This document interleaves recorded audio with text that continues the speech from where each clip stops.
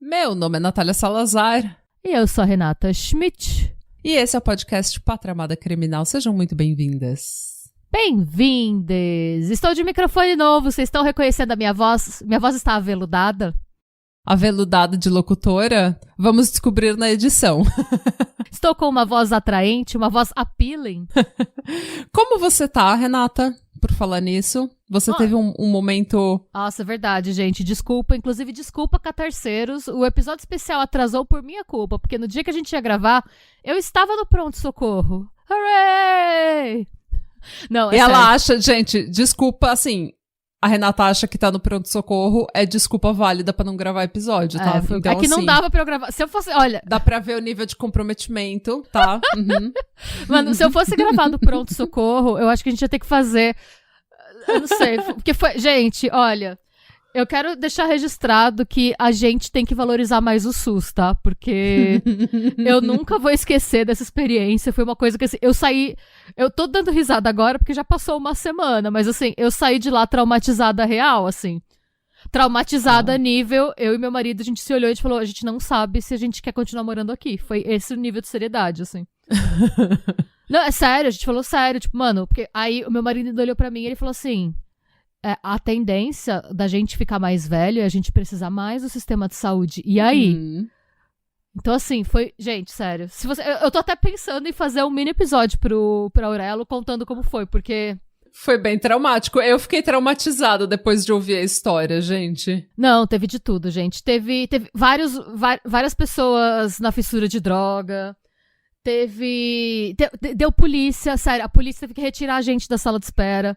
Teve seringa de droga caindo no chão. Teve gente dormindo no chão e a polícia ainda acordar. Senhor, a segurança ainda acordar. Senhor, não pode dormir no chão. Teve gente tentando invadir a enfermaria. E assim, eu digo gente porque foi mais de uma pessoa no decorrer das 15 horas. Vocês que eu fiquei acham lá. que a Renata tá morando na Irlanda? Na verdade, ela tá morando no Capão Redondo, gente. Não. O Capão Redondo seria infinitamente mais civilizado, tá? Porque se fosse no Capão Redondo, alguém ia ter aparecido. Primeiro, no Capão Redondo ia ter café. Cafezinho. Ia ter cafezinho. Não tinha cafezinho no hospital. Não tinha água. Não tinha nada de graça. Tudo era da máquina, tinha que pagar. Nossa, pra você gente. carregar seu celular, você tinha que pagar em moeda. Eu nunca me arrependi tanto de sair sem moeda. Assim, se colocar moeda... Quem que usa moeda? Aparentemente todo irlandês. Porque eu não consegui carregar meu celular. Eu fiquei, gente... Aí eu fiz um juramento pra mim mesma que eu só saio com moeda de casa hoje em dia. Porque eu nunca sei. Enfim... Foi difícil. Que loucura. Foi difícil. Mas a minha isso, meta de gente. vida a minha meta de vida é nunca mais voltar pra lá. É Como isso. tá sua Agora, vesícula agora? tô tomando antibiótico, tá tudo bem. A única coisa que eu tenho que fazer agora é marcar um ultrassom pra ver se foi só uma inflamação ou se tem pedra. Se tiver pedra, eu vou ter que operar. Eu já fiz o pedido de ultrassom, tô esperando sair. Mas por enquanto tá tudo bem, é só que até sair, até eu ter a confirmação do que eu vou fazer com as minhas tripas, eu tenho que ficar em uma dieta, que eu não posso comer nada de gordura pra vesícula não ficar... Não ficar estressada. É, tipo isso. Então, Até assim, a vesícula desse podcast é cansada, gente. Até a vesícula, até nossos insides, sabe? Até nossos os órgãos insights. internos estão cansados. É isso. Mas eu fico feliz que você esteja bem. Obrigada. Agora, Quem sabe depois de assim, todo eu não... esse trauma. Tô sonhando com lanchos? Tô. Mas eu penso assim, o que eu quero mais? Eu quero um lanche. Na verdade, o raciocínio é, o lanche vale eu passar pela experiência do pronto-socorro de novo? E a resposta é não. Nada vale. Nem o melhor lanche do mundo, assim. O melhor lanche do mundo não valeria. E é isso. Então, é isso. É isso. Eu tô feliz que você tá bem. Você tá com uma cara melhor. Sim, eu recuperei a vontade de viver agora. Mais ou menos. Na medida do possível, eu recuperei a vontade de viver. Então deixa eu tirar. Ah, não. Umas semanas atrás, eu falei pra vocês que eu estava passando por um bloqueio criativo em que eu não queria escrever nada do que estava na minha lista, eu não sabia o que escrever, eu não sabia decidir e pedi sugestões. E a Lanusa Castro, eu não sei se estou pronunciando esse nome corretamente, eu espero que sim. Lanusa Castro, no Instagram, ela sugeriu que eu fizesse o caso do Ant Hill Kids, do Rock Theriot. Esse caso eu já tinha ouvido no Last Podcast on the Left, uns 2 anos atrás, e eu fiquei mega traumatizada e eu falei que eu jamais faria esse caso. Eita. Mas eu tava com vontade de fazer porque ele é muito pesado. E daí, mas eu tava com preguiça de fazer. Mas daí a Lanusa sugeriu, daí eu falei, agora eu vou fazer, essa é a hora. Então... Obrigada, Lanusa. Lanusa, esse episódio é pra você. E eu espero que esteja satisfeita de ter feito a gente passar por tudo isso, tá? Com essa sugestão sua. Eu conheço esse caso de nome, mas eu nunca vi nada dele. Tô curiosíssima. Gente, ó, se vocês ficarem traumatizados, vocês vão falar com a Lanusa, tá? Porque... Hoje vocês vão ficar traumatizados. Eu já vou começar com o alerta gatilho, que é assim, todos. Se você tem medo de operações feitas de forma anti-higiênicas... Ai, meu Deus, sério mesmo que vai ter gatilho de hospital, é isso? Vai ter gatilho de hospital. Lanusa! Se você tem gatilho com assédio sexual, se você tem gatilho com abuso religioso, abuso físico... abuso emocional, tudo. Todos os gatilhos que você tem, eles serão engatilhados hoje. Ai, então, eu vou, infelizmente. Desculpa, Lanusa, eu vou te julgar muito nesse episódio. Eu vou falar, ai, Lanusa. Mas a gente espera que você goste, a gente Sim. espera que você continue ouvindo e continue sugerindo casos. E esse episódio é pra você, especialmente pra você. Yay! Muito obrigada pela sugestão. Ai, gente, vamos lá. Outro alerta, não comam durante esse episódio.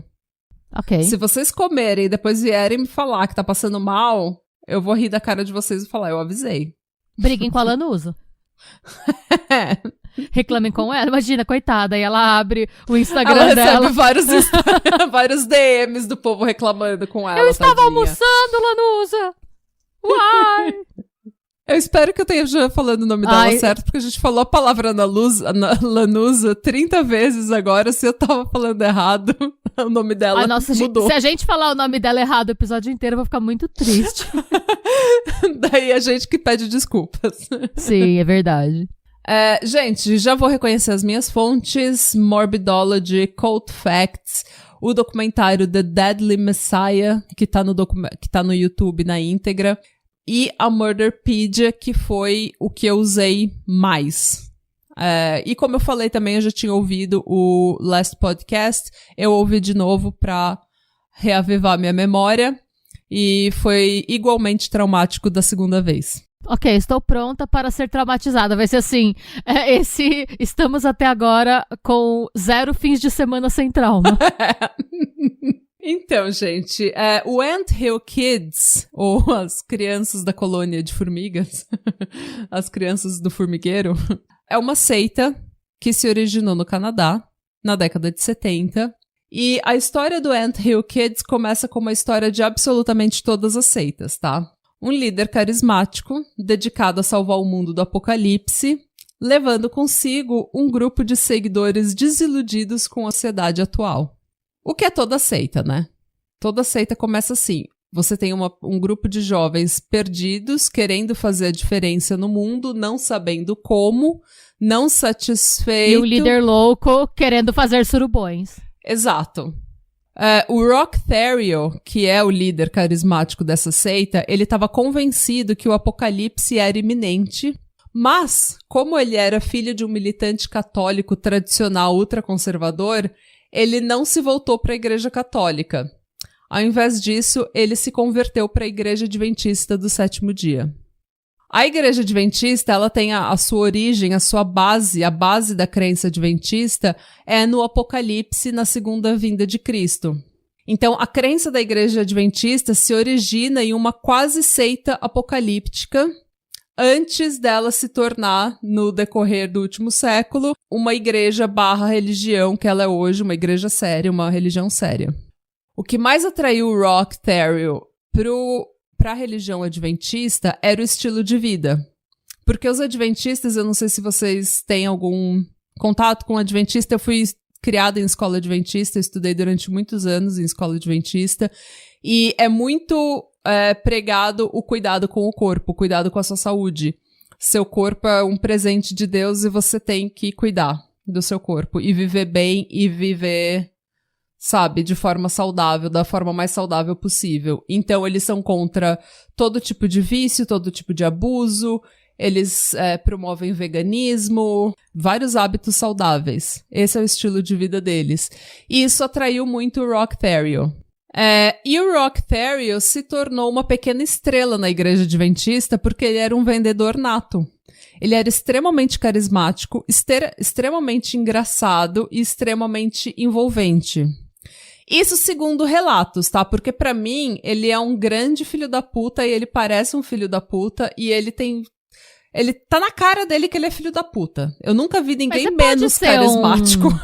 Não, mas você pode ser um bom vendedor e um filho da puta. Não são qualidades excludentes, né? Então, dizem que ele era uma daquelas pessoas que fazia você se sentir como a única pessoa que existia no mundo. Sabe? Tipo, quando ele falava com você, era como se você fosse a pessoa mais importante do mundo. Então, ele te tratava, assim, com toda a atenção. Ele entendia você, era como se ele estivesse vendo através de você, entendendo quem você era, vendo o que os outros não viam em você. E é por isso que ele atraía tanta gente, e é por isso que ele era tão carismático, porque as pessoas se sentiam importantes quando elas falavam com ele. Ok. E isso é uma característica muito clichê em líderes de seita, né? É isso que eles falam. Parece que quando a pessoa fala, ela te envolve de uma forma no que ela tá falando, ela te engaja de uma forma que você meio que se apaixona por ela. E daí, quando você tá apaixonado, você não vê tudo o que tá acontecendo ao seu redor. O que muita gente fala em relação a líderes de seita, né? Vi gente que estuda seitas e tal, quando você assiste qualquer documentário sobre, é que, na verdade, essa pessoa enxerga qual que é a vulnerabilidade em você e o que você precisa ouvir. Tem aquele podcast que é Charlie's Day, se não me engano, uma coisa do Dia de Charlie, que é só sobre o Charles Manson, né? Depois vou pegar o nome certo. Mas falam que era isso que o Charles Manson tinha. Ele enxerga você... Ele enxerga por que você tá fudido, o que você precisa ouvir, e ele fala. E o que essas pessoas normalmente têm em comum é que todas precisam de atenção. Então, o simples fato de você parar o que você tá fazendo e olhar pra ela vai fazer com que ela se sinta vista. O que é bem triste, Sim. né?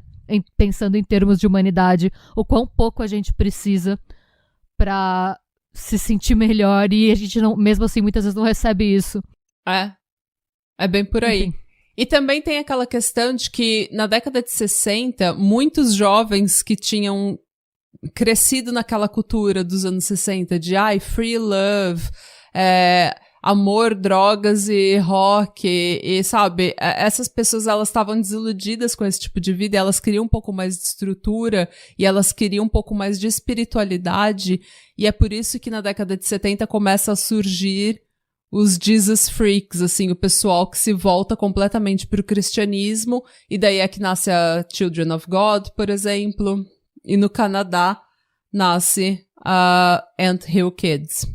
E também, tipo, você pega jovens, e quando você é jovem, você quer mudar o mundo, e você acha que você tem todas as respostas, e você acha que você sabe o que o mundo precisa pra mudar, sabe? Você tá à margem da sociedade muitas vezes, a menos que você seja padrãozinho, você tá à margem da sociedade se sentindo um puta outcast, um puta, sabe, peixe fora d'água, tentando entender as suas emoções, tentando crescer, e a sociedade parece que tá sempre te oprimindo, sabe? Você tem que estudar, você tem que trabalhar, você tem que fazer isso, você tem que escolher sua carreira, você tem que construir uma família, e todas essas obrigações pra virar mais uma peça do sistema, e você quer mudar esse sistema e você não sabe como, isso te dá um desespero, e daí aparece essa pessoa dizendo que ele sabe, ele tem a resposta, e daí você se apaixona por essa pessoa, você fica encantada com a ideia de poder mudar o mundo, de tornar o mundo melhor e não ser só mais uma pecinha do sistema.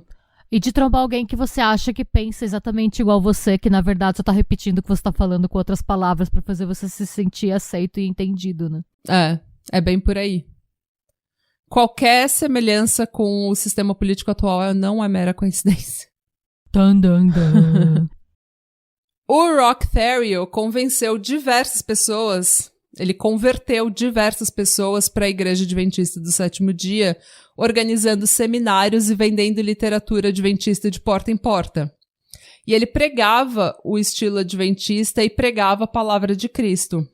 E foi assim, né, tipo, organizando esses seminários e pregando a palavra de Cristo e conhecendo diversas pessoas indo de porta em porta, ele rapidamente se tornou uma wild card e começou a angariar seguidores para si. Porque ele era tão carismático que enquanto ele estava tentando converter as pessoas para a Igreja Adventista, ele meio que atraía, ele meio que convertia pessoas para ele. Pra seguir ele, não a Igreja Adventista. Pra causa dele, não a causa da igreja. Isso. Ele convenceu jovens, normalmente desiludidos e perdidos e sem direção, a largar seus trabalhos e seus estudos e segui-lo, promovendo um estilo de vida saudável, vegano, antidrogas e cristão. E conforme o ego do Rock foi crescendo, mais seus sermões e pregações eram de como ele tinha uma visão do futuro. Ele gostaria de promover a ideia de uma vida saudável. Ele poderia salvar o mundo do apocalipse iminente. Mas e Jesus? Cadê Jesus? Não, ele... Por quê? E Jesus? Então, Jesus estaria voltando Uhum. e ele era o enviado de Deus para ajudar as pessoas a serem salvas do apocalipse. Mas o enviado de Deus não é Jesus? Então, lá. Jesus está voltando, Renata. Jesus está arrumando as malas dele. Então, assim, o Jesus deveria ser enviado de Deus, mas na verdade Deus vai mandar mais um enviado. Deus tá quarteirizando a parada. O Rock era um mensageiro de Deus. Ele sabia o que estava acontecendo e quando Jesus ia voltar. Tá bom. Então tá bom. Ele previu diversas vezes a vinda de Cristo, mas quando elas não se consolidavam, ele falava que era muito difícil interpretar as mensagens de Deus porque o tempo nos céus é diferente. Eu posso abrir um parênteses? Desculpa, vou falar uma coisa aleatória. Mas eu tinha um professor na faculdade que ele acreditava em alien. E teve um dia que ele mandou no grupo, eu lembro que eu tava no estágio, e chegou, na época, gente, 2009, 2010, não existia o WhatsApp, né? Então a gente tinha grupos de e-mail. Lembro. E aí um belo dia esse professor mandou, assim, o título do e-mail era: os aliens vão chegar no dia tal. Era tipo semana que vem, na semana seguinte. Ele só avisou. Como se fosse um jantar, sabe? Os aliens vão chegar no dia X, pra todo mundo do grupo. Aí a gente, tipo... Ok. Aí passaram 2 dias... Não tenho nem roupa pra isso. 2 dias depois ele mandou um segundo e-mail. Gente, eles não vêm mais.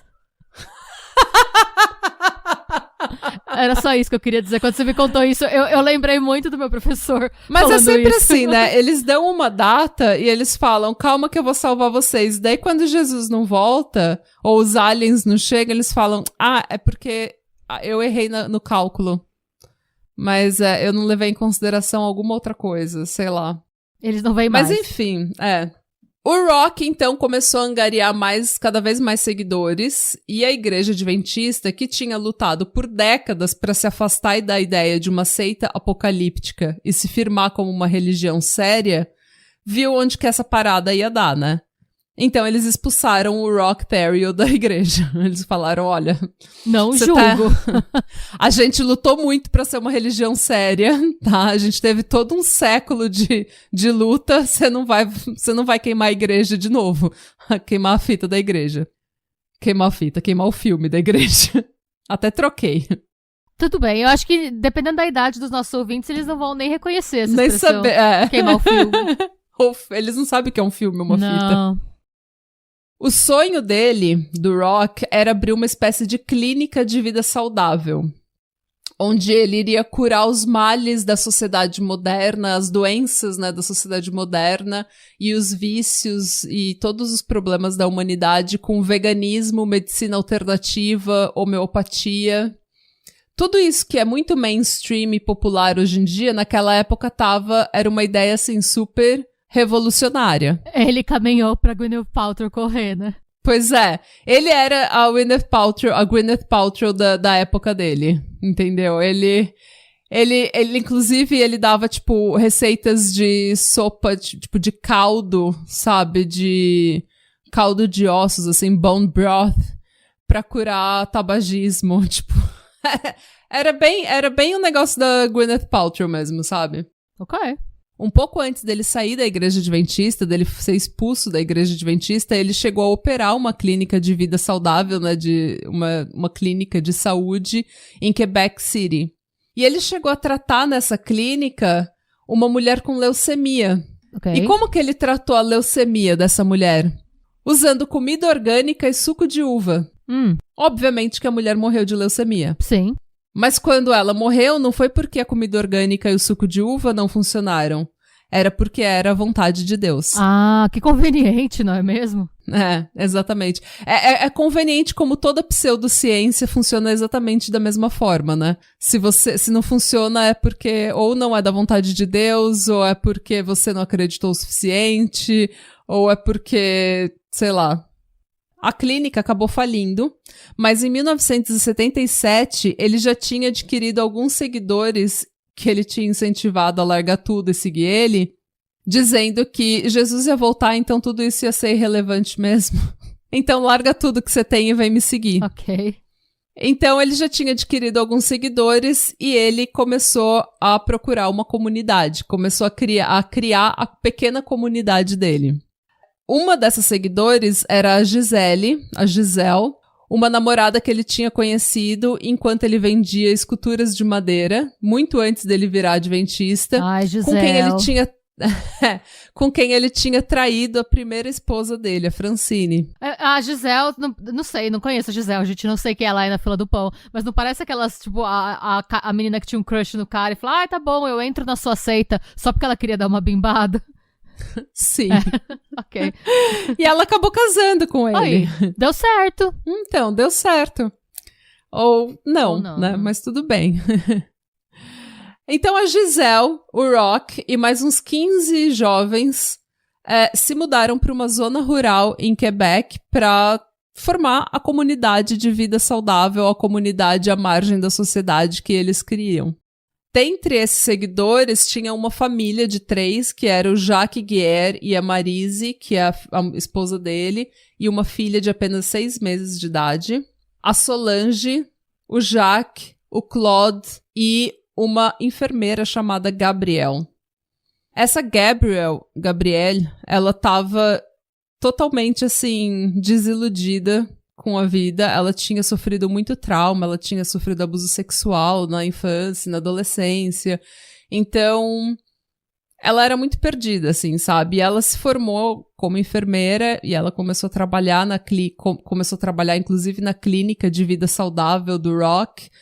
E ela meio que se apaixonou pela ideia de fazer a diferença sendo enfermeira.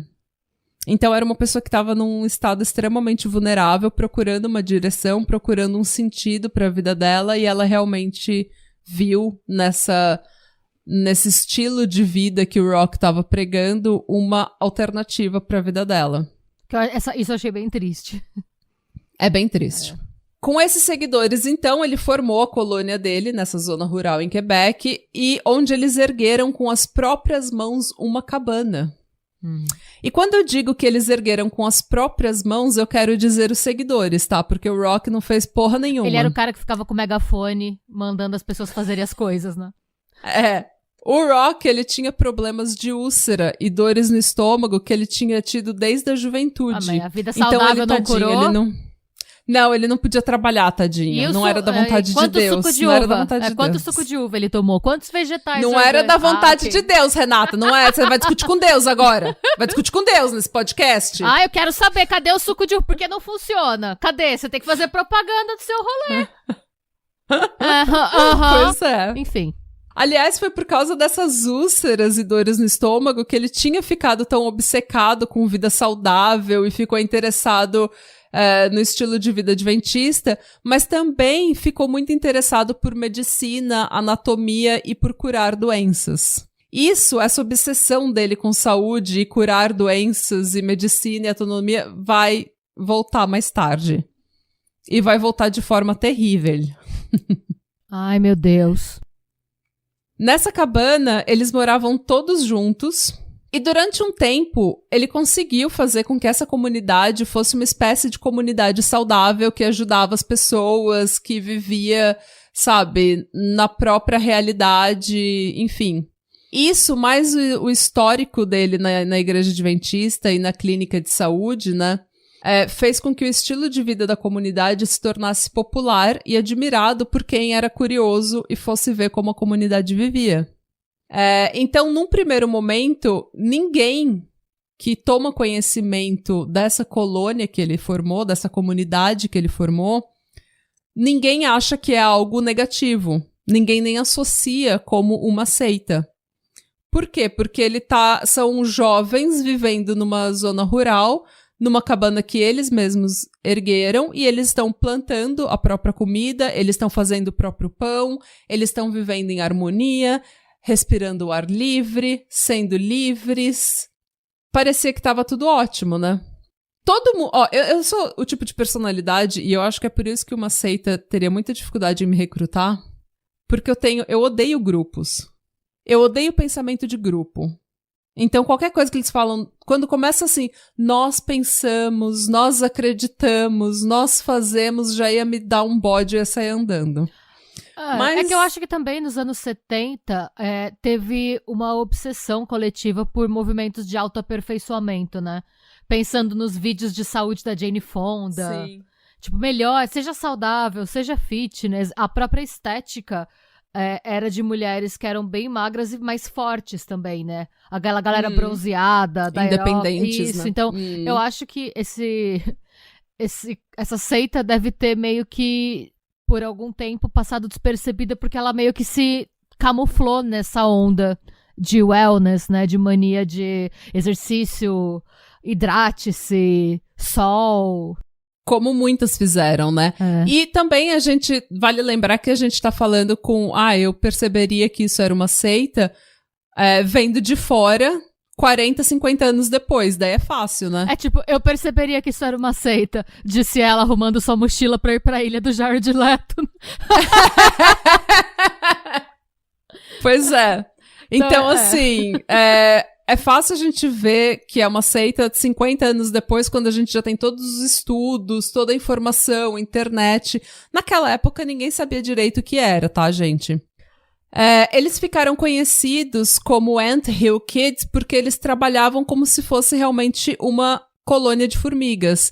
Tudo em prol do grupo. A sobrevivência era assegurada pela venda de legumes e frutas que eles mesmos plantavam e também pelos pães e bolos que eles faziam. Bolos. Dei uma de Diva Depressão, bolos. Então, eu achei que você estava imitando o Edu do Diva Depressão, mas bolos. Não, foi sem querer. Bolos. Pães e bolos. Mas eu vejo Diva Depressão, então pode ser que inconscientemente tava bolos na minha cabeça. Nota a gente, Diva. Gente, sim, collab dos sonhos, collab de Nossa, milhões. Pelo amor. Diva Depressão e Matando o Matheus a Grito. São as collabs que eu quero fazer. Do sonho. O dia que a gente fizer, acho que a gente vai chorar de emoção. Eu acho que a gente no Matando o Matheus a Grito vai ser que nem o Matando o Matheus a Grito conhecendo a Pablo. Enfim. Mas enfim, mas já nessa época em que tudo parecia maravilhoso e que eles estavam assim, trabalhando nessa colônia de formiguinhas, vivendo na zona rural, sendo super vibes e gratiluz, nessa época já o grupo foi tomando cada vez mais a forma de uma seita. E cada vez mais o Rock Theriot começou a exercer controle sobre os membros. E é aí que vai mudando para um grupo, uma colônia, uma comunidade, para um grupo de autocontrole. Não autocontrole como próprio controle, mas controle elevado. De altura, um controle elevado. Eles trabalhavam muito para manter o estilo de vida. Porque eu não sei se a gente sabe, né, nessa nossa era em que a gente vive, mas você viver no meio do mato sem tecnologia nenhuma é um trabalho do cacete. Sim. Você tem que plantar tudo que você come, você tem que gerar tudo, tudo é você que faz. Então eles trabalhavam muito. Não demorou muito, eles estavam exaustos e sem dormir.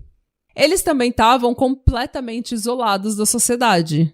Então não só eles tinham que gerar e produzir tudo o que eles precisavam, eles também não tinham muita noção do que estava acontecendo no mundo ou exemplos de outros estilos de vida. E nem tempo pra pesquisar, né? Você tá sempre trabalhando ou tentando se recuperar dormindo do seu trampo, né?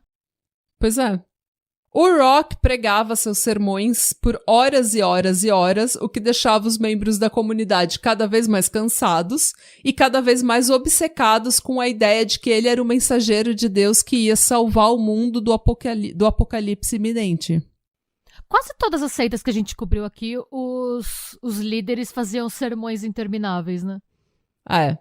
Você já viu os vídeos do Jonestown? Do Jim Jones, sim.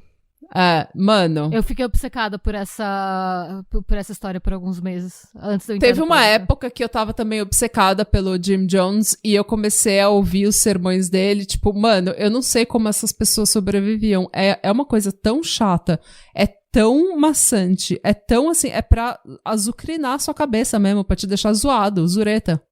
Sim. Um outro clichê que a gente vê em toda seita e que foi usado pelo Rock foi despir os membros das suas personalidades individuais.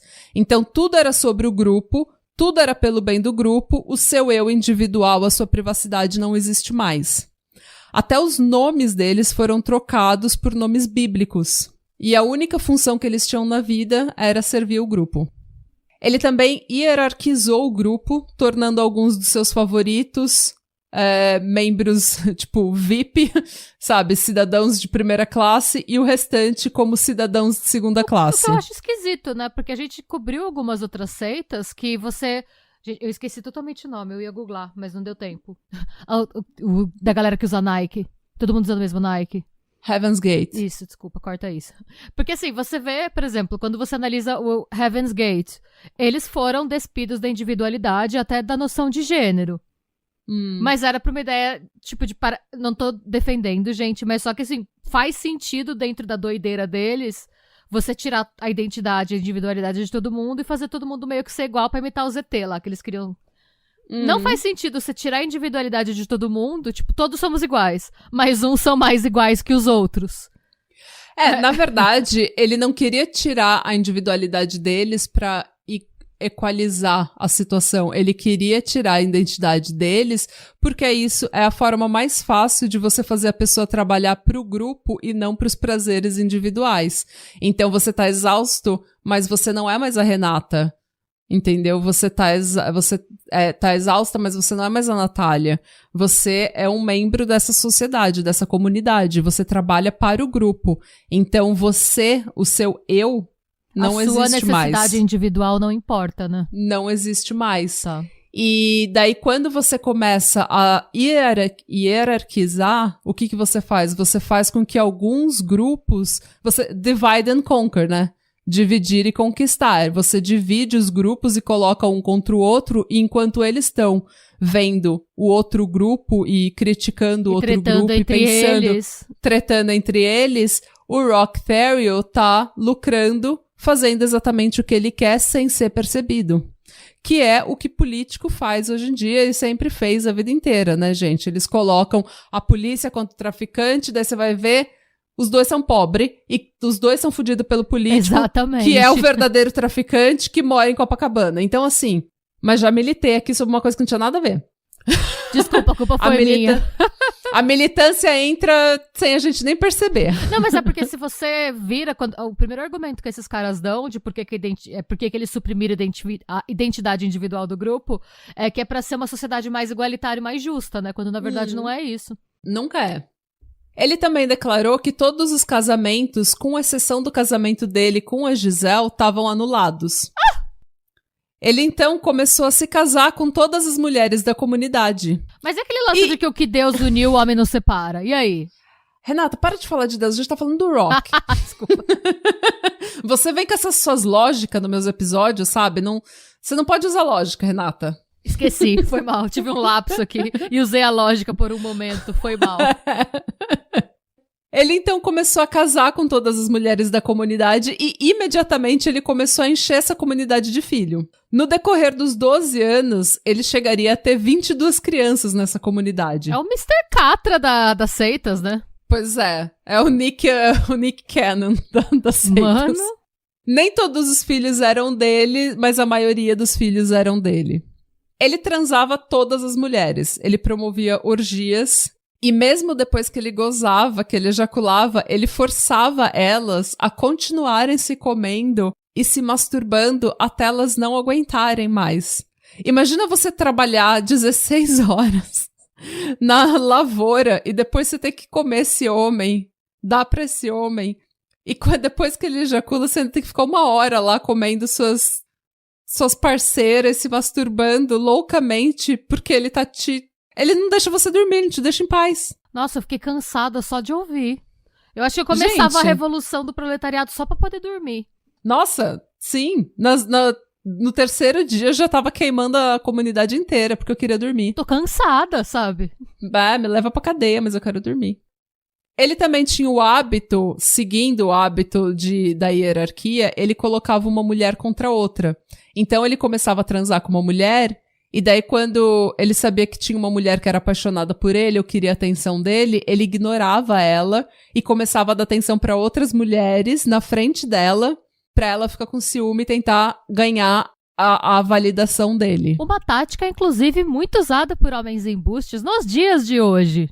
Exatamente. Se você perceber um homem fazendo isso, gente, você larga ele. E se você fala alguma coisa, ele fala, não, é que ela é louca, mas a gente não tem nada, a culpa é dele. É dele. Você não é louca. Ninguém é louca. Você não tá louca. Não demorou muito, o Rock, já afastado, expulso da igreja adventista, abandonou a dieta vegetariana e limpa que ele seguia e fazia os membros seguirem.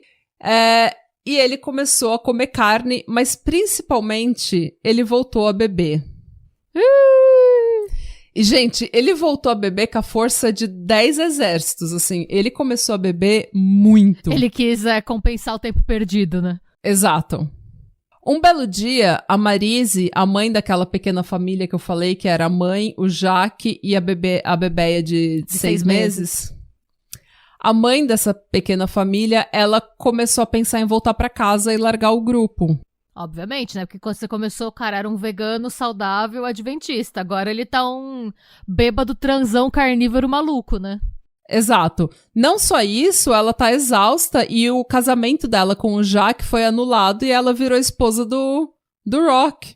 Tipo, nossa, verdade. Tipo, nem escolhi esse homem, tô aqui. Nem... Meu marido não é mais meu marido, sabe? Tipo, amigo. E daí ela queria deixar o grupo. O Rock, então, falou pro Jaque, marido dela, Jaque Guerre, que ele cortasse um dos dedos do pé dela como punição. Quando o Jaque não conseguiu fazer, o Rock perguntou, você é bicha? Você tem que ser homem, ter culhão, ensinar essas mulheres. O Rock então agarrou o machado e disse que ele cortaria todos os dedos da Marise se o Jaque não cortasse um. O Jaque então, chorando, cortou o dedinho do pé da esposa. Que horror! Então você já vê que vai de seita e de autocontrole pra mutilação, pra violência, do povo. Pra mutilação. E vai piorar, tá, gente? Então se você tá achando que tá indo num caminho ruim, se prepara porque vai pra um caminho muito pior. Preocupados com a filha que estava na seita, Chantal, os pais obtiveram na justiça uma ordem para que ela passasse por exames psiquiátricos. Então, 2 policiais foram atrás dela e o Rock conseguiu expulsar os policiais da propriedade dele. Ai, meu Deus. Ó, Johnstown, tudo de novo. Pois é. Um mês depois, porém, depois de um artigo ser publicado no jornal, os policiais voltaram a atenção deles para o complexo, invadiram o complexo e prenderam o Rock por obstrução da justiça, porque ele não deixou os policiais levarem a Chantal. Ele então foi levado para um hospital para ser avaliado psiquiatricamente. Psicologicamente. É para passar por uma avaliação psiquiátrica. Isso. Detalhe, o nome do artigo era Eles são felizes e livres para deixar o grupo se eles quiserem. Por quê, gente? Durante todo o tempo que essa seita existiu, que foi por mais de uma década, médicos, psiquiatras, pastores, jornalistas foram visitar a colônia e saíram de lá elogiando o modo como eles viviam. porque era um grupo de pessoas jovens, sabe, plantando a própria comida, fazendo o próprio pão, vivendo ao ar livre, tendo essa vida saudável em comunidade. Vale ressaltar que todas as vezes que eles recebiam visitas, eles se comportavam da melhor forma possível e só mostravam o lado bom da comunidade. Obviamente, eles não né? mostravam o Rock pelado, bêbado, louco, Exigindo sabe? que as pessoas continuassem transando depois que ele já tinha gozado. Porque sim. Ou mutilando o dedo dos seguidores, Com um né? machado. Pois é. Durante o tempo dele no hospital, o Rock Terrio convenceu todo mundo no hospital, incluindo os psiquiatras, de que ele, na verdade, era um homem simples que queria viver uma vida saudável, à margem da sociedade doente que o mundo moderno tinha formado. E que ele era apenas um canadense francês pobre sendo perseguido pela lei. Eu tô tentando entender agora, visto que ele mudou totalmente o estilo de vida e totalmente as normas dessa seita, como que ele se enquadra sendo uma pessoa saudável? Ele não trabalha que nem todo o povo, porque ele fala que ele tem úlcera. Ele come que nem uma pessoa, tipo, que nem uma pessoa normal, eu suponho, normal. né? Não que Bebe mais que uma pessoa normal. Bebe pra cacete. Gente, eu não tô dizendo que vegetarianos e veganos não são pessoas normais. Eu só tô falando que ele falava que a alimentação limpa, entre aspas, desprovida de proteína animal era um diferencial deles e não é mais pra ele. Pois é. Eu tô tentando entender onde que o que ele tá falando ainda é verdade. Porque, ao que parece, ele corrompeu totalmente o que ele pregava inicialmente, né? Independente, assim, não tô julgando neste momento se o que ele pregava era certo ou não, mas independente de qualquer coisa, ele não fazia mais nada do que ele falava que fazia, né? Mas pro mundo, eles ainda eram aquela comunidade jovem, saudável, querendo um estilo de vida melhor, cristã. Então, as pessoas caíam. E ele era muito charmoso, ele era muito carismático, muito envolvente. Então, as pessoas acreditavam nele. Gente, ele estava no hospital psiquiátrico. Os psiquiatras acreditaram que ele era um homem simples que só queria viver uma vida saudável e tranquila, sendo perseguido pela lei. Que ele estava sendo perseguido por preconceito contra canadenses franceses. Eu já tenho uma birra com a justiça e com a lei canadenses desde o caso do canibal do Greyhound Bus. Eles não estão me ajudando a mudar essa percepção, sabe? Não, nossa, mana, depois que eu começar a falar das crianças, você vai surtar. Ai, meu Deus, lá vem. Quando ele saiu do hospital, ele estava cada vez mais popular e se sentindo cada vez mais impune, porque era isso que ele conseguiu, né? Com razão, ele enganou os psiquiatras e aparentemente a polícia, né? Pois é. Em 1980, um paciente que tinha se tratado da depressão no mesmo hospital onde o Rock tinha sido internado, se juntou à comunidade. O nome dele...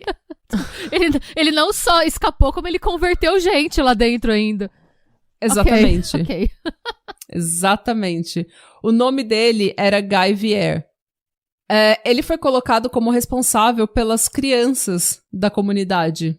Um belo dia, ele estava responsável por cuidar de um bebê chamado Samuel Guier, que era filho do Jacques e da Marise, de 2 anos de idade. O bebê não parava de chorar.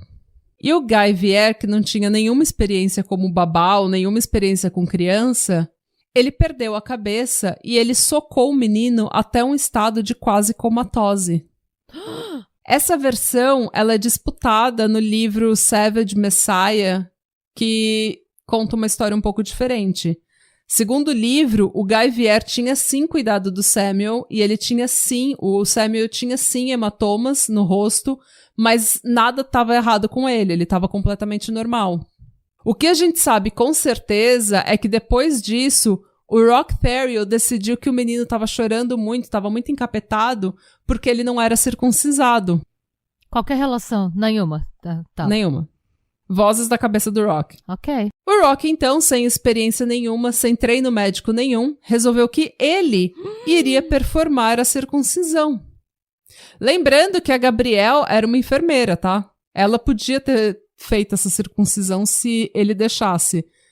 Mas ele sabia que ele era um mensageiro de Deus e todo conhecimento era dado a ele por Deus.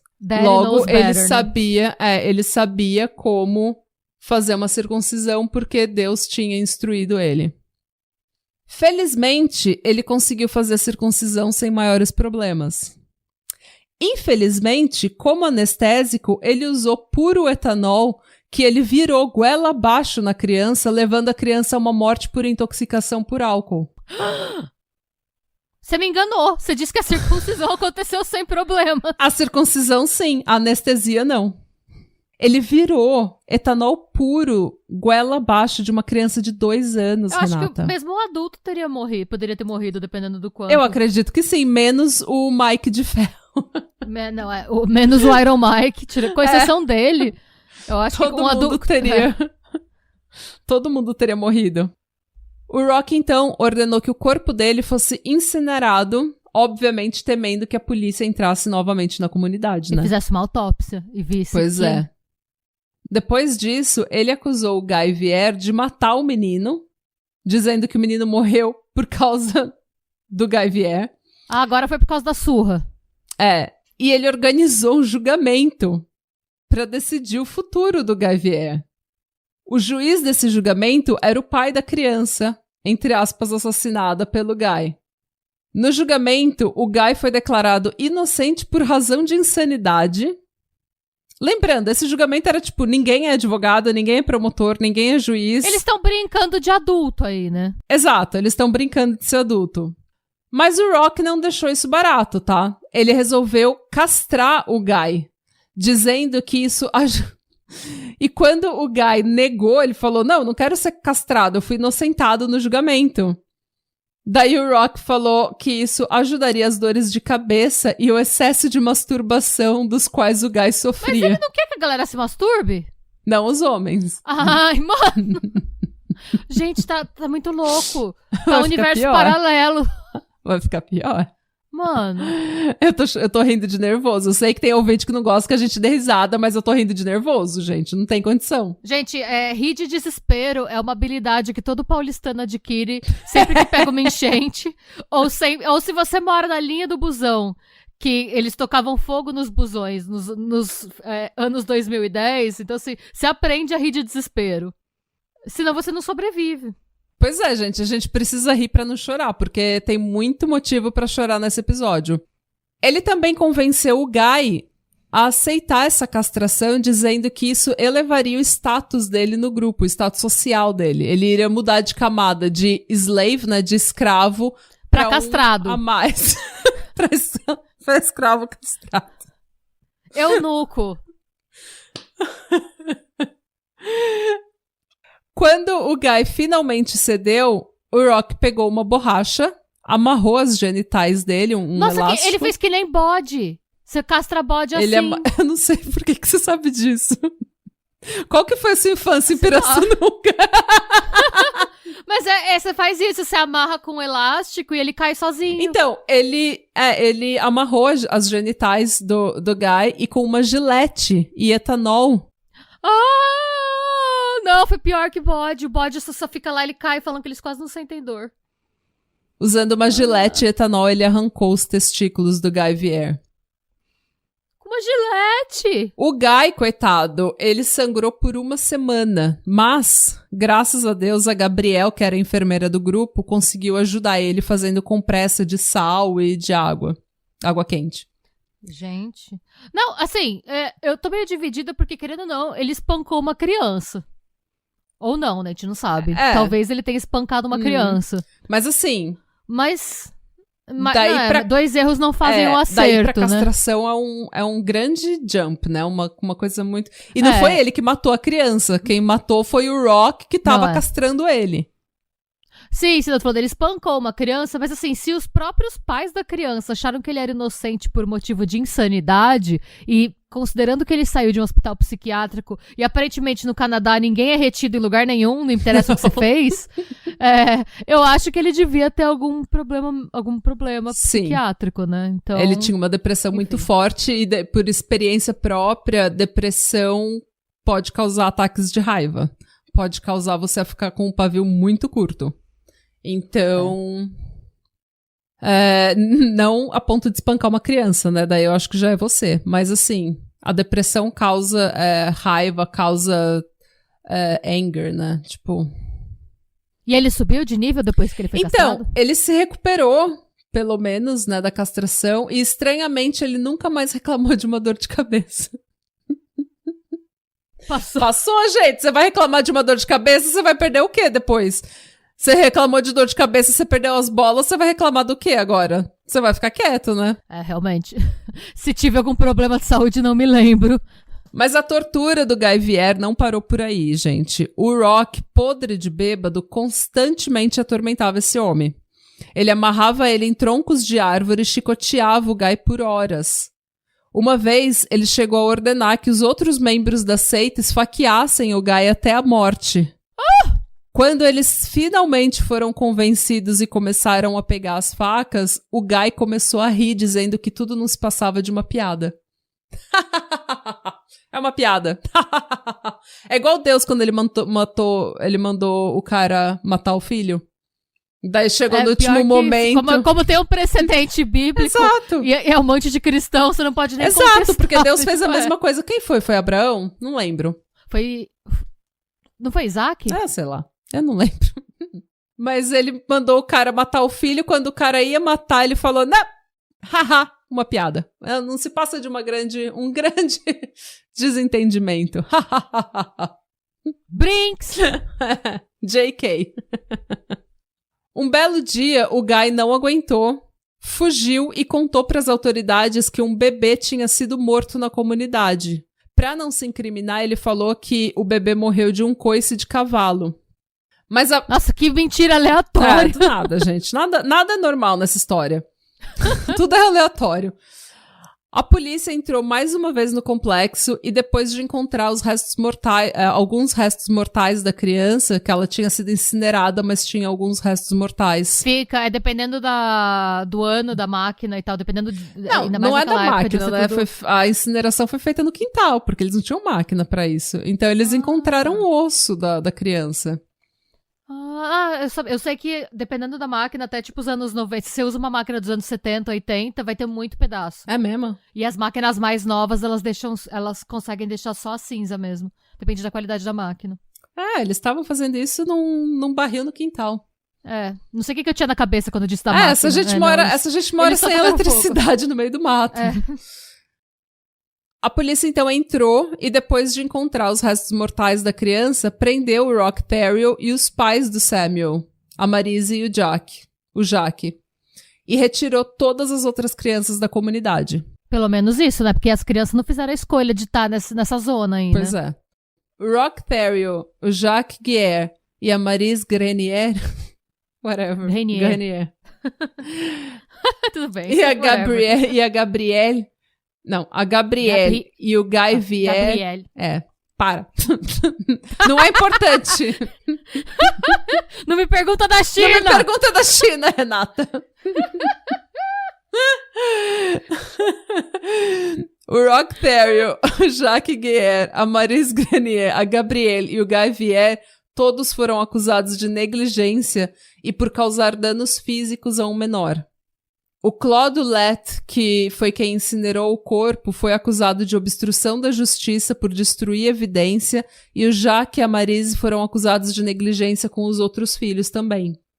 O Terrell e a Gabrielle foram acusados de danos físicos ao Guy Vier, e o Jacques, a Marisa, o Claude, a Solange e o Guy Vier foram liberados sob a condição de não voltar mais para o complexo.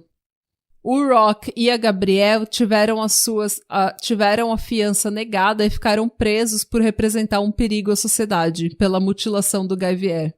No final, eles receberam as suas sentenças, com a maior sendo a do Rock, 2 anos na cadeia. 2 anos. Porque ninguém conseguiu provar que ele tinha matado o menino. Tá, entendi. Corpo incinerado. Bom, parando pra pensar que ele foi pro hospício e todo mundo soltou ele praticamente batendo palmas, pois né? Eu fico feliz dele ter pegado algum tempo na cadeia, na verdade. Não, porque o que ele falou foi que o menino morreu de um coice de cavalo e ele simplesmente incinerou o corpo porque eles viviam à margem da sociedade, era como eles tratavam os membros da comunidade. Quem morria na comunidade ficava na comunidade. E daí falaram, beleza. Então ele foi basicamente preso por se livrar ilegalmente do corpo. E pela castração do Guy Vier. na verdade, né? É verdade. Tá. Enquanto ele tava na cadeia, pasmem, ele não perdeu um único seguidor. Ninguém saiu da seita. E assim como todo homem que se acha um deus, ele resolveu usar esse tempo pra escrever um livro. Claro que sim. Pois é. Só gente boa faz isso, né? Tipo Hitler. Exato. Tô brincando, gente. Nelson Mandela também fez isso, ele era uma boa pessoa. Ah, é verdade. Desculpa, Corta, Natália. corta. Eu lembrei do Mandela quando eu tava falando do Hitler. Droga. Merda. Em 1984, ele foi liberado da prisão e dessa vez ele estava decidido a retomar o controle do grupo. Mas ele não perdeu o controle do grupo e ninguém saiu. Como não, o Guy Vier foi quem causou a prisão dele. O Guy Vier fugiu e contou para as autoridades do bebê morto, né? Mas também ele ameaçou esfaquear ele em ele grupo. Castrou ele o homem. O cara e castrou com uma gilete. A galera não faz isso com os bodes, porque é muito cruel. Pois é. Tá bom, enfim. Ele mudou todo mundo para Burnt River, um lugar no meio do nada, em Ontário. E lá o grupo ia ficar mais isolado ainda, porque não só esse lugar era no meio do nada, no meio do mato fechado. Ninguém do grupo falava inglês, que é a língua falada em Ontário. Em Burnt River, o grupo se tornou um expert em fraudar o sistema de welfare. Todos eles recebiam assistência social, dinheiro de assistência social. Ia pra quem? Pra quem? E seguindo a ordem do Rock, eles também roubavam o comércio local. Mas, gente, tipo shoplifting. Não era pra eles serem cristãos que queriam levar uma vida saudável? Não, e o pior de tudo é que eles chegaram a ser pegos algumas vezes, tipo, roubando coisa do comércio local, mas daí, tipo, os comerciantes ficavam com dó, porque era, tipo, um bando de gente que não falava inglês, um bando de gente isolada que vivia no meio do mato, e eles meio que ficavam com dó, sabe? Os canadenses são muito polite, né? São muito, tipo, não eles vou nem causar. Precisando. Eles não queriam ter problema, eles não queriam causar, entendeu? Eles falaram, mas não vou nem chamar a polícia pra vocês, vai pro meio do mato. Vai pro meio do mato. Vai lá, volta pro meio do mato.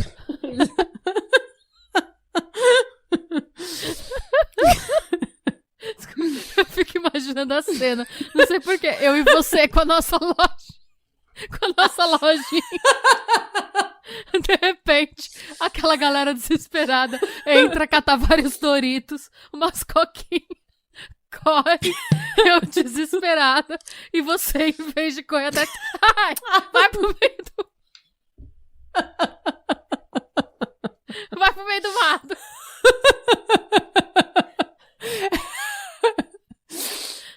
Não vou nem chamar a polícia. Vai pro meio do mato.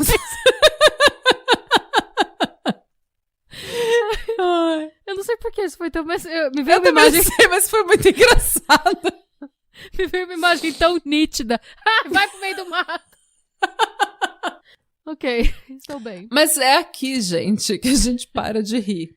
Ai, meu Deus. Porque aqui a coisa vai ficar muito, muito, muito pior. Porque agora esse homem que acha que é Deus e acha que ele é completamente impune e acha que ele pode enganar todo mundo e se livrar de tudo, começa a beber muito. Mais ainda? Sim. E a violência escala de uma forma absurda. Quando ele começava a beber, alguns membros já sabiam que era uma péssima notícia. Tipo, então eles já meio que saíam de perto. Você vê, ele começa a beber e você corre pro meio do mato. Literalmente, Renata. Eles faziam isso literalmente. Eles corriam pro meio do mato e eles se escondiam, às vezes, por 2, 3 dias enquanto o Rock tava bebendo. Às vezes sem comida, sem água, sem nada. Eles só se escondiam no meio do mato porque eles sabiam que a violência ia escalar de uma forma absurda. Ai. Um dia, depois de entornar uma garrafa de conhaque sozinho, o Rock ficou puto com um membro chamado Claude. Por alguma razão que ninguém consegue lembrar. Nem ele deve lembrar. Não. Era aquelas coisas de bêbado, sabe? Que você começa a brigar por causa de nada. Por causa de absolutamente nada. Uma vez eu tava bêbada, eu e o Tony, a gente começou a brigar porque eu falei pra ele que a gente não costumava passar manteiga nas crackers que a gente comia. Na bolacha que a gente comia. E ele falou, não, eu sempre passo manteiga. Eu falo, não, você nunca passa manteiga. A gente brigou por causa disso. Foi uma briga feia. Porque os dois estavam bêbados. Eu já tive uma briga super feia com o ex. E o tema da discussão era se a galera de São Carlos ouvia sertanejo ou não. Pois é. Tava sóbrio nessa briga? Claro que não, tava. né? É. Briga de bêbado. Mas desculpa, gente, claro que toca sertanejo em São Carlos. Eu ainda acho que eu tinha razão. A questão não é se toca. A questão é, a galera ouve? É claro que ouve. Ouvinte, você é de São Carlos. A galera daí, existe uma cena do sertanejo em São Carlos. Essa briga aconteceu deve fazer uns 10 anos. Eu ainda acho que eu tenho razão. Mas enfim. Agora eu tô até colocando o argumento em xeque, porque eu acho que eu ainda entraria nessa discussão mesmo sendo... Enfim. Mas eu reconheço que foi uma briga idiota. Então. Nossa, mas a úlcera desse cara, se ele tinha úlcera, uma garrafa de conhaque... Ele tá tentando matar no álcool. Vai abrir um buraco no estômago desse maluco? Pois é.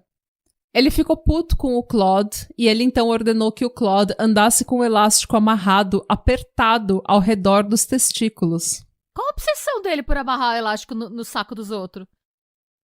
Pois é. Durante a noite, os testículos do Claude incharam até o tamanho de uma laranja. O elástico foi arrancado, mas não demorou muito, um dos testículos ficou inflamado. E segundo o Claude, ele conseguia sentir que o testículo dele estava morto. Nossa. Mas, não se preocupe, porque o Dr. Rock Terrio estava de não, plantão nesse dia. E ele resolveu operar o testículo do Claude. Ele então, usando etanol e uma gilete, abriu o saco escrotal e retirou o testículo, entre aspas, morto, usando os próprios dedos. Ele então cauterizou a ferida usando uma barra de ferro quente. Gente, ele fez, tipo... Você não faz isso com gado em fazenda. Pois é. Mano. Não satisfeito, ele ordenou que o grupo fizesse uma votação para saber se o Claude merecia ser apedrejado pelo que ele fez contra o Rock. Que foi o quê? Mas ninguém lembrava que raios ele tinha feito contra o Rock. Então eles votaram não vamos apedrejar o Claude. Que já perdeu uma bola. Por nada. Por nada. O Rock, então, decidiu que ele iria operar o estômago do Claude usando um ferro de solda. Por quê? Porque ele tava podre de bêbado. Podre. O Claude falou não e saiu correndo pro meio da floresta para se esconder até o Rock ficar sóbrio e esquecer o que tinha acontecido. Ele ficou no meio do mato por uns 2 dias com o escroto sangrando. O escroto recém-operado. E como eu falei, isso era comum, eles fugirem pro mato e esperar o Rock ficar sóbrio, ou parar de beber, pelo menos, e dormir, sabe? Algumas das mulheres, inclusive, elas fugiam, às vezes, pra cidade, chegavam a ficar em abrigos para mulheres em situação de violência, porém, esses abrigos, eles têm uma política que é não envolver a polícia, pra própria proteção das mulheres que são vítimas. Então é um abrigo em que você fica numa emergência e eles não fazem nenhuma pergunta e eles não tentam se infiltrar na sua vida ou fazer nada porque eles sabem que a polícia às vezes vai acabar piorando a situação, sabe? Então, como política, eles não chamavam a polícia. Então, mesmo que elas fugissem para esses abrigos, as autoridades nunca eram informadas do que estava acontecendo no complexo. E elas acabavam voltando. Porque assim, você não pode morar no abrigo para sempre. E você volta, por quê? Porque você não sabe de mais nada, você nem fala inglês, você fala. Não, e porque muitas vezes você tem um parceiro, você tem família, querendo ou não, por mais que, obviamente, o cara tá maluco, a sua família, tipo, seus amigos, as pessoas que você convive todo dia estão lá, né? Exatamente. Gente, só um parênteses, porque isso acontece aqui na Irlanda também, em país em que a violência contra a mulher não é criminalizada, os abrigos podem não chamar a polícia, porque em teoria eles não estão falhando em reportar um crime. O que é bem triste, né? Mas enfim. Um belo dia, o Rock começou a beber. De novo. De novo. E por alguma razão que só ele conhece, ele ficou puto com a esposa Giselle. Ele então jogou uma faca de caça na perna dela, abrindo um corte de quase 8 centímetros de profundidade. Ele então tomou uma cerveja e foi dormir. Se pegasse uma artéria, essa mulher tava morta. Pois é. Quando ele acordou, umas 2 horas depois, ele viu que um coágulo de sangue tinha se formado no buraco, né, na ferida. Ele então resolveu operar a perna da Gisele. Mano, ele fica bêbado, ele decide que ele quer ser médico? Sim. Primeiro, ele torceu a perna dela até a ferida reabrir e jogar todo o sangue acumulado. Jorrar todo o sangue acumulado. Ele então cauterizou a ferida enfiando uma barra de ferro extremamente quente dentro do buraco, dentro da ferida. Ele tem 3 ferramentas, né? Ele tem álcool, uma gilete e uma barra de ferro. É isso. Pois é. E um ferro de soldador. Um ferro de soldador. De tá esquecido. Mano. Não satisfeito, ele ainda derramou um copo de água fervente no buraco. Porque não tava cauterizado o suficiente pro gosto dele. Pois é, ele tava, sei lá, lavando. Uma semana depois, a perna dela, obviamente, estava inflamada e ele começou a esfregar sal, azeite de oliva e goma de abeto na ferida. Milagrosamente, ela se curou e sobreviveu, provavelmente com a ajuda da enfermeira, né, da Gabrielle. E sal, ele tem uma propriedade antisséptica, né? Sim. Ele basicamente fez uma salada na ferida dela. O azeite e o resto das coisas eu não entendi. O azeite de oliva eu não entendi também. Mas essas operações não eram tudo, tá, gente? As torturas sofridas pelos membros eram muitas e eram por causa de nada. A Nicole, por exemplo, teve o estômago queimado com o ferro de solda, a barriga chutada enquanto ela estava grávida e ela tomou um tiro no ombro. Quem que deixa Eles esse também homem... Eles também tinham armas, né? Porque afinal de contas é o Canadá. A Josie teve a pele queimada com o ferro de solda. A Gisele quebrou as costelas e teve os mamilos, esmagados. O Claude era quem pegava as piores punições. Ele tem mais ódio de homem, né? Ele tem ódio de todo mundo, pelo jeito, mas ele pega mais pesado com homem, pelo que parece, Claude né? era meio... Ele pega mais pesado com o Claude. O Claude, ele era mais o bode expiatório, sabe? Porque eu acho que ele era meio fraco, meio beta, sabe? Ele não se impunha muito, ele tinha um pouco mais de medo, talvez. Então, o Rock subia em cima mesmo, montava em cima. Ele quebrou os dedos do pé do Claude, dilacerou os braços dele com um vidro quebrado, arrancou 11 dentes com um alicate. A gente, esse homem é o cara... Jogos Mortais, não. É o Albergue, sabe? Sim. Tipo, é o Albergue vibes, essa seita. Ele escaldou as costas e os ombros do Claude, fez ele sentar num fogão quente, quebrou as pernas dele com uma marreta e fez uma das esposas arrancar os pelos pubianos do Claude um por um com uma pinça. Ele também forçava o Claude constantemente a comer fezes. E sem nenhuma justificativa, só porque ele tomou uma garrafa de conhaque porque ele estava afim. Exato. Quando ele estava bebendo, ele ficava puto por causa de nada. Ou se alguém tentava sair da seita, ou se alguém fazia alguma coisa errada, tudo era motivo pra tortura. Eu não sei como esse povo não se amotinou e não jogou, não matou ele com o ferro dele, sabe? Por quê? Porque eles foram convencidos de que ele era um mensageiro de Deus, Jesus estava voltando a qualquer momento e quanto maior os castigos, maior seria a graça divina depois do apocalipse, depois da vinda de Jesus. Gente, mas se esse é o mensageiro de Deus, tem certeza que esse é o céu pra qual você quer ir, sabe? Mano, sabe o que ele fazia? Ele torturava as pessoas e depois ele tinha ataque, de choro falso, falando: Deus, por que você faz com que eu faça isso? Por que você me fez fazer isso com este seguidor? Como se ele só estivesse obedecendo ordens divinas. Fala nada. Ele também falava que a tortura era pra bater o diabo pra fora do corpo dos seguidores. Então eles foram condicionados durante anos, né, com essa mensagem. Sermão, exausto, malnutrido, porque esse povo só comia o quê? Só comia o que eles plantavam, que era milho, repolho e batata. Eles estavam todos malnutridos. Eles estavam todos exaustos, eles estavam todos sendo espiritualmente e mentalmente abusados por anos, ouvindo sermões e sermões e pregações da volta de Cristo e do Apocalipse e de como o Rock era um mensageiro de Deus. E, lembrando, médicos, psiquiatras, jornalistas foram visitar a colônia. E achavam que tava tudo bem, E viram, né? e achavam que tava tudo bem. Então, se você é uma pessoa que tá dentro dessa seita e você fala, ninguém vai me ajudar, cara. Porque todo mundo que vem aqui E acha que tudo tá lindo, tudo bem, né? que tá Fala, certo. Nossa, parabéns pela sua saúde. Acha tudo legal. Pessoa que não tem os dedos dos pés. Porque eu...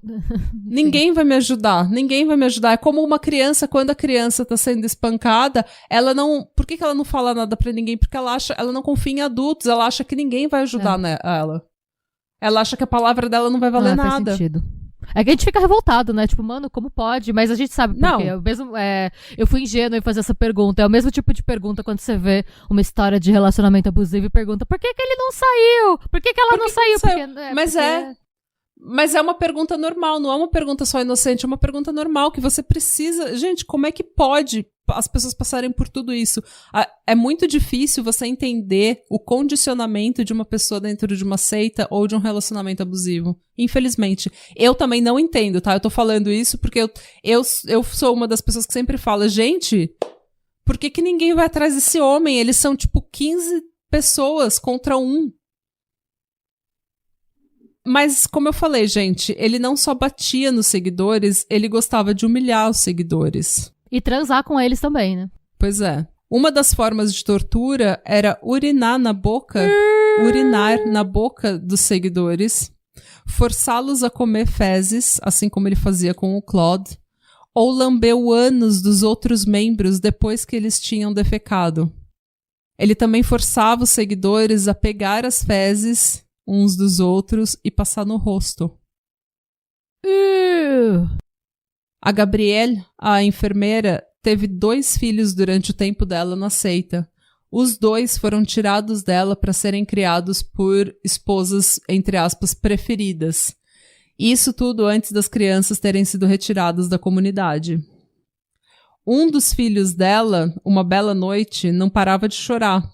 Então, no meio do inverno canadense, a menos 10 graus, o Rock enrolou a criança num cobertor fino e deixou a criança num carrinho de mão no quintal. Obviamente, a criança não resistiu e morreu. Preocupados, né, que mais uma morte suspeita ia entrar no radar das autoridades, eles ligaram para a ambulância por um rádio que eles tinham e disseram que a criança tinha morrido de síndrome de morte súbita infantil. Tipo, eles simplesmente falaram, gente, essa criança morreu do nada. Ai, gente. As autoridades compraram essa versão e o pior de tudo é que a Gabrielle, que viu tudo isso acontecer, também comprou essa versão. Ela achou que... gente, aí, desculpa, ela é enfermeira, ela sabe o que realmente... Ela queria acreditar, ela queria acreditar. Ela não conseguia lidar com a realidade de que ele tinha matado o filho dela. Filho deles, né? Porque provavelmente o filho era dele, né? Eu acho que era. E assim, a relação das autoridades com as crianças era... Eles vinham, tiravam as crianças, daí tinha gente que falava que isso era perseguição religiosa, ou que era perseguição e preconceito porque ele era um French Canadian, sabe? Um canadense francês. E as crianças voltavam, e depois elas tiravam, e daí nascia outras.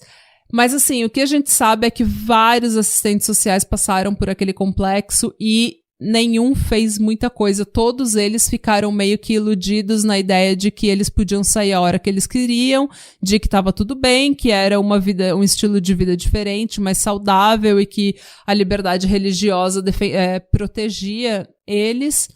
A única assistente social que falou que não, isso é uma seita, isso é terrível e eu vou fazer de tudo para tirar essas crianças daqui, foi uma assistente chamada Georgia Brown, que quando tudo vai por água abaixo, ela volta com os recibos dela. Yeah! Ela volta com a cavalaria? É. E daí a gente chega na Solange, gente. E agora vocês se preparem, porque se vocês não ficaram ruim até aqui, vocês vão ficar. Ai, Natália. Todos os gatilhos, alerta, todos os gatilhos. Em 1988, a Solange começou a se sentir mal, com dores no estômago. o Rock ficou convencido que o problema dela era o fígado. E ele resolveu que ele mesmo ia operar. Ai, meu Deus, de novo. Aí ele catou o quê? Uma gilete e um ferro quente? Ai, meu Deus, não. Ele então colocou a Solange de bruços numa mesa improvisada de operação que ele costumava usar e começou a violentamente inserir os dedos no ânus dela. O que isso tem a ver com o fígado? Tá, ok. Ótima pergunta. Ai, meu Deus. Ele então realizou um enema, causando fezes a vazarem sobre toda a mesa de operação. Ele então virou a Solange, que agora estava literalmente deitada em fezes, e começou a socar o estômago dela antes de abrir o abdômen dela e arrancar quase 10 centímetros do intestino dela. Ele então mandou uma das outras mulheres costurarem a Solange e ele literalmente mandou ela caminhar logo depois da operação e tomar um banho quente. Quando ela começou a passar mal, obviamente, porque ela tinha arrancado ele tinha arrancado 10 centímetros do intestino dela. Não, no ambiente com as próprias fezes, ela devia estar com sepse já. Tipo, infecção generalizada, Sim. Sabe? Sim. Quando ela começou a passar mal, ele tentou dar um banho gelado nela, mas não demorou muito, obviamente, ela começou a vomitar sangue e não resistiu. Uma autópsia mais tarde revelou que ela morreu por conta de uma inflamação grave causada por líquidos digestivos vazando no abdômen. Que é literalmente o intestino dela vazou no abdômen. Ela foi enterrada no complexo. Depois disso, o Rock ficou extremamente desolado. Aparentemente porque, assim, ele não entendia. Ele se perguntava, Deus, por que tiraste esta mulher de mim? Por que levaste a minha Solange? Ele tentou se suicidar algumas vezes, inclusive. Nossa, eu não vou falar nada. Eu tô sem palavras, assim. Eu tô naquele nível de revolta que se eu falar alguma coisa, com o risco de eu falar mais do que eu devia, eu ser cancelada, sabe? Então... Uhum. Ele declarou que ele começou a ter sonhos com a Solange, onde a Solange estava dentro do corpo dele. Nossa, eu espero que essa mulher tenha real... Espero que o fantasma exista e que essa mulher tenha assombrado esse homem. Ah, não? Não? Ok. Foi ao contrário. Ele assombrou ela ainda mais. Ele disse que ela seria a primeira nascimento reverso, que aparentemente é um renascimento espiritual que acontece pelo corpo do homem. Ele estava convencido de que ele estava grávido da Solange, que ele ia parir a Solange de novo. Eu não tenho palavras adequadas para... Ok. Ele então ordenou que o corpo da Solange fosse exumado e fez a Gabrielle abrir o corpo e enxaguar os órgãos internos dela com vinagre para matar as larvas e os insetos consumindo o corpo dela. Ela foi novamente enterrada. 2 dias depois, porém, ele ordenou novamente que o corpo dela fosse exumado. Dessa vez, ele ordenou que um buraco fosse aberto no crânio do corpo parcialmente decomposto da Solange. Ele então se masturbou, ejaculando no cérebro dela, convencido de que isso faria com que ela voltasse à vida. Gente, esse é o tipo de história que, assim, o Frankenstein da Mary Shelley parece um romance. Tipo... Eu acho que isso tá no mesmo nível do Chicago Reaper Crew que a gente fez pra Aurelo. Sim, sim. Eu acho que é pior até. É pior pelo abuso espiritual. É. A Gisele, então, sem aguentar ver esse tipo de coisa, né? Ela tava desesperada, porque, gente, é a amiga dela. A Solange tá sendo enterrada e exumada, enterrada e ela exumada. Ela não tem paz nem depois de morta. Não. A Gisele, sem aguentar mais ver esse tipo de coisa, ela disse pro Rock que o último desejo da Solange era ser cremada e sugeriu que eles cremassem o corpo, simplesmente para ele não ter mais como exumar o corpo e abusar mais, violentar mais. Ele concordou, mas não sem antes pegar algumas costelas como lembrança, porque ele falou que a Solange era a mulher favorita dele. Nossa, imagina as que ele não gosta, então, né? Pois é. Em 1989, em mais uma dessas bebedeiras, ele ficou puto com a Gabrielle. Ele resolveu operar o dedinho do pé dela, que ela estava reclamando de dor. o outro dedo do outro pé ele já tinha cortado numa sessão de tortura anterior. E agora ele resolveu, podre de bêbado, que ele ia operar o segundo. No fim, eu não sei o que deu, ela começou acho que ela confrontou ele, e o que ele fez, ela tava com a mão na mesa, e o que ele fez foi fincar uma faca na mão dela, fixando a mão dela na mesa. Isso é cena de filme de terror, assim, ou filme tipo de tortura da máfia, sabe? É pior. Porque depois disso, ele levantou e foi pegar mais uma cerveja. Quando ele voltou, ele viu que o braço dela estava começando a ficar roxo, porque ela estava perdendo muito sangue. E ele disse, nossa, tá ficando feio, né? Ele então começou a arrancar com uma faca pedaços do braço dela, expondo o osso. Mas, como ele estava muito bêbado, ele pediu para que a Chantal terminasse o serviço por ele. Ele então bebeu mais, e ele tirou a faca da mão dela, arrastou ela até a cozinha e, usando uma faca cega de carne, amputou parte do braço dela, onde ele tinha exposto o osso. E o bom é que ela era a única enfermeira que eles tinham, além de tudo, né? Pois é. Naquela noite, ela fugiu para um abrigo de mulheres, mas ela foi encontrada pelo Jacques, sempre fiel ao Rock. E 2 dias depois, com o braço infeccionado, o Rock decidiu que ele tinha que cortar a infecção do corpo dela. Tipo, ele tinha, onde estava infeccionado, onde ele tinha amputado parte do braço dela, ele falou, agora eu tenho que cortar essa infecção, porque senão essa infecção vai se espalhar para o seu corpo. Ela brigou com ele, ela discutiu, ela resistiu, e ele deu uma machadada com o lado de trás do machado na cabeça dela, causando uma ferida enorme a se abrir na testa dela. Desesperada, ela fugiu para o meio do mato e ficou lá por uns 2 dias, sem comida, sem água, sem nada. Mas no final ela teve que voltar porque ela viu que insetos tinham depositado ovos na ferida da cabeça dela. Puts. Quando ela chegou no complexo, o Rock ainda estava bebendo. Ele então resolveu cauterizar o braço dela, onde a infecção tinha se espalhado, e ele fez isso usando uma barra de metal quente. Mas não sem antes queimar diversas outras partes do corpo dela, porque ele estava tão bêbado que ele deixava o ferro cair enquanto ele, entre aspas, operava, ou, entre aspas, cauterizava a infecção no braço dela. No dia 16 de agosto de 1989, ela finalmente conseguiu escapar e chegar num hospital. Ela tentou inventar uma história do que tinha acontecido com o braço dela, porque ela estava morrendo de medo, mas a polícia foi chamada e quando eles foram até o complexo prender o Rock, o complexo estava deserto. Eles já tinham fugido. Demorou 6 semanas para eles encontrarem esse filho da puta. Em outubro, a Giselle veio à tona dizendo tudo o que tinha acontecido com a Solange. O Rock, a Chantal, o Jacques e a Giselle foram indiciados pela amputação da Gabrielle, mas quem pegou a sentença maior foi o Rock, 10 anos de prisão. Só isso? Porém, pela morte da Solange, ele recebeu prisão perpétua.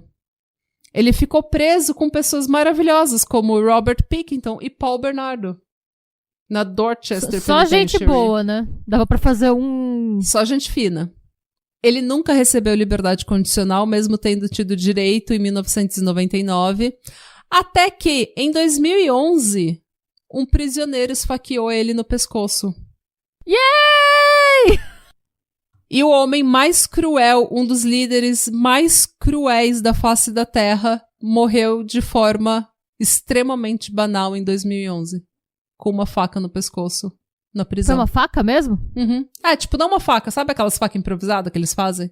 A escova de dente, né? Tipo, eles fazem, sei lá, eles fazem até um elástico de cabelo ficar afiado na prisão. E essa é a terrível história do Ant Hill Kids e do Rock Theriot.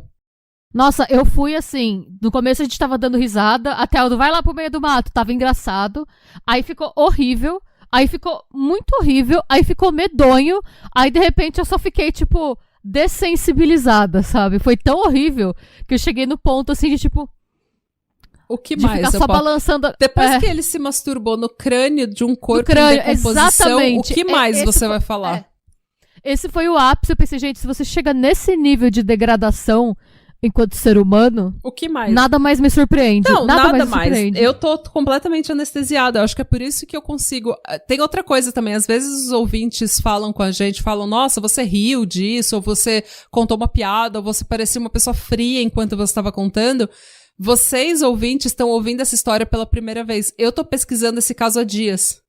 Então, tudo isso que eu tô falando, eu já ouvi, processei, sentei, escrevi e tô aqui contando. Então, pra mim, isso já é uma coisa que já me consumiu, já me deixou completamente, assim, anestesiada da pior forma possível. Então, é por isso que às vezes a gente senta aqui, a gente dá risada, e a gente... Porque é uma coisa que a gente já tá absolutamente anestesiado. Depois de pesquisar e de ler, e de ver, e de cair na besteira de ir no Reddit... a gente fica anestesiada, gente. Então, a gente começa a rir de desespero, não tem jeito. Eu googlei aqui, eu preferia não ter googlado. Ele tem total Rasputin vibes. Ele tem a cara do Enéas. É como se o Enéas fosse o líder de uma seita. Só que ele é ainda mais assustador surubão, porque o Rock é alto.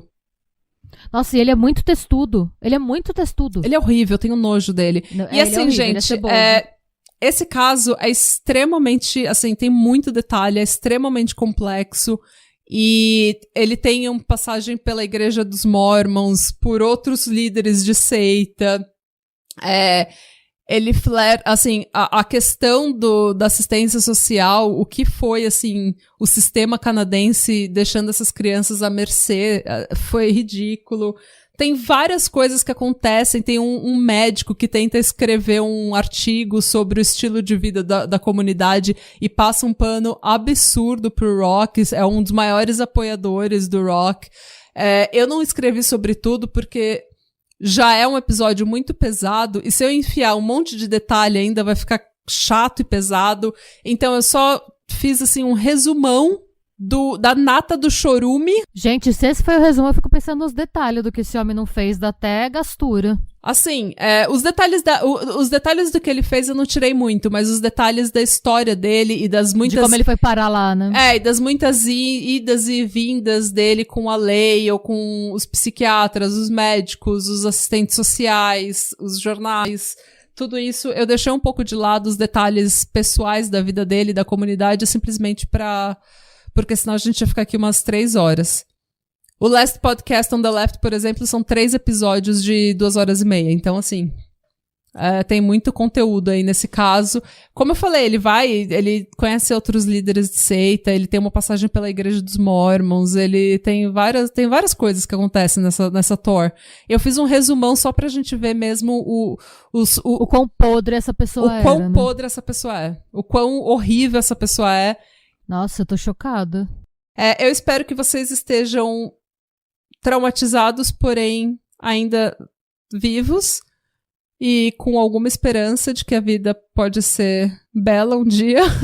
Não agora, mas um dia. E segura essa bucha, cara.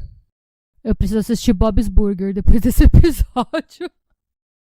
Eu preciso ir abraçar meu cachorro. Nossa. Eu só tô feliz que eu contei essa história e eu nunca mais preciso pensar nela. Nossa, gente, pelo amor de Deus. Eu ia pesquisar, depois da gente gravar, eu tinha me planejado pra pesquisar meus roteiros, mas eu preciso de um time off. Eu ia editar todos os episódios que a gente tem gravado agora, eu ia editar hoje, mas eu vou editar só amanhã, porque hoje eu preciso de uma pausa, sinceramente. Eu preciso caminhar com o cachorro, eu preciso ir no McDonald's. Eu preciso voltar a acreditar na humanidade, sabe? Tipo, eu preciso acreditar que estamos aqui por um propósito, que o ser humano é essencialmente bom, sabe? É complicado, gente, mas a história está contada. Muito obrigada pela sugestão. Roteiro, adorei. Muito obrigada pela audiência. E é isso, gente. Sejam bons, busquem conhecimento, bebam com moderação. Bebam com moderação. E se beber, não castrem. Nossa. Se beber, não castrem e... Nada que eu disser depois disso vai ser melhor do que esse slogan maravilhoso. Se beber, não castrem. Se beber, não castrem. Gente, achamos o nome do episódio. Se beber, não castrem, sim. E tchau, boa semana, gente. Tchau. Ha det bra. Slön.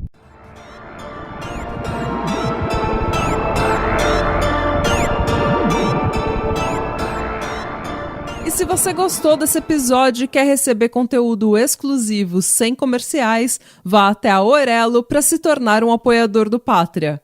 Você também pode se inscrever no nosso canal do YouTube para episódios inéditos todos os domingos. E agora sim, tchau!